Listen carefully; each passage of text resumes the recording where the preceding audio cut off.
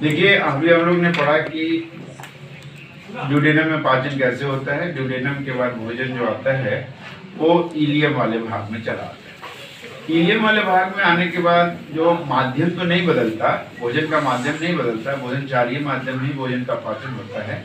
लेकिन जो intestinal juice होते हैं, इंटेस्टाइनल जूस में 3 प्रकार के एंजाइम पाए जाते हैं। इस एंजाइम को हम एक तरह से कह सकते हैं इरेप्सिन एंजाइम होता है जो प्रोटीन डाइजेस्टिव एंजाइम होता है।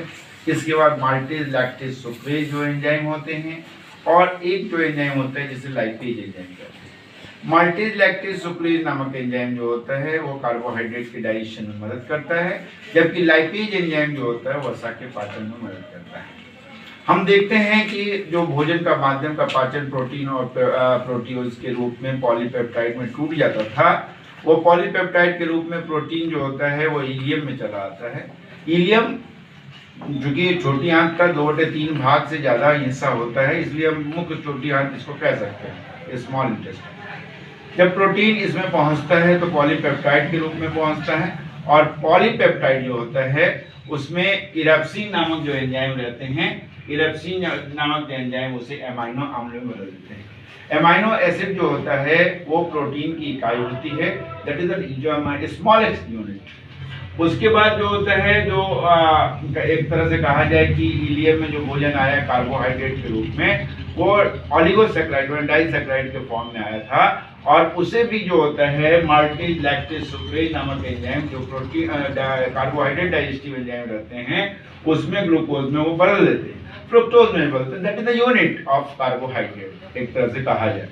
अब यदि आगे बढ़ते हैं तो कुछ वसा जिसका पाचन नहीं हो पाता होगा, वो पाचन जो होता है एक मैंने यहाँ पे with the help of lipase enzyme की उपस्थिति के कारण जो होता है, जो वसा का पाचन नहीं हो पाता होगा कहीं पे, वो वसा जब यहाँ पहुंचती है तो एक प्रकार से कहा जाए कि शेष वसा जो होता है लाइपेज एंजाइम की उपस्थिति के कारण फैटी एसिड और ग्लिसरॉल में बदल जाती है। इस प्रकार से कहा जाए तो यहाँ पर पूरा पाचन तो हो जाता है, लेकिन आप सीकम में पहुंचता है।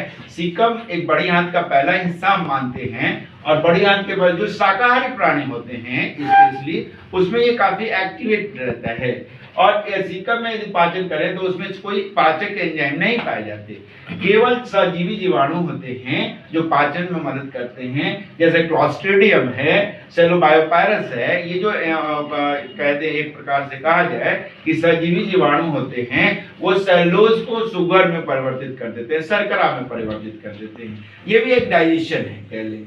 अब डाइजेशन की पूरी प्रक्रिया यहाँ समाप्त हो जाती है तो एब्सॉर्प्शन होता है। एक प्रकार से अपनी भाषा में कहा जाए, सबसे साधारण भाषा में कहा जाए, जो भोजन पच जाता है, पचे हुए भोजन का ब्लड में मिलना अवशोषण का एक भाग कहलाता है, और इसमें मदद करता है इंटेस्टाइन का माइक्रोविलाई विलाई। ये क्या होता है विलाई? रसांकुर होते हैं जो फिंगर लाइक स्ट्रक्चर होते हैं जो अवशोषक तल को बढ़ा देते हैं।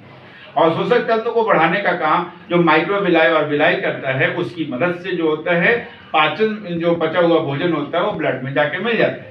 इस फेनोमेना को ही हम कहते हैं एब्जॉर्प्शन कह सकते हैं। यदि एब्जॉर्प्शन की प्रक्रिया हो जाती है तो कोलोन वाले हिस्से में जो एक तरह से कहा जाए कि अर्ध माने जो मल में परिवर्तन होता है, प्यूरिफाइंग बैक्टीरिया होता है, और उसे मल में परिवर्तित कर लिया जाता है, लेकिन वहां से पानी और कुछ सॉल्ट का अवशोषण कर लिया जाता है। एक तरह से अवशोषण ही कहा जाए, क्योंकि ब्लड में वो भी जाके मिलेगा। अब ब्लड में मिलने के बाद जो होता है वो अर्ध ठोस की अवस्था में हो जाता है, तो अवशोषण की प्रक्रिया यहाँ समाप्त हो जाती है। अवशोषण के बाद अगला जो प्रक्रिया होता है जिसे हम एसिमाइलेशन, जिसे स्वांगीकरण कहते हैं, स्वांगीकरण की प्रक्रिया जो होती है वो ब्लड में जाकर के जो मिला हुआ पोषक है उसका जारण या ऑक्सीकरण होता है, और ऊर्जा उत्पन्न होती है, और ऊर्जा जो उत्पन्न होती है वो ब्लड के माध्यम से एक जगह से दूसरी जगह जाती है, और इस प्रक्रिया को हम स्वांगीकरण कहते हैं।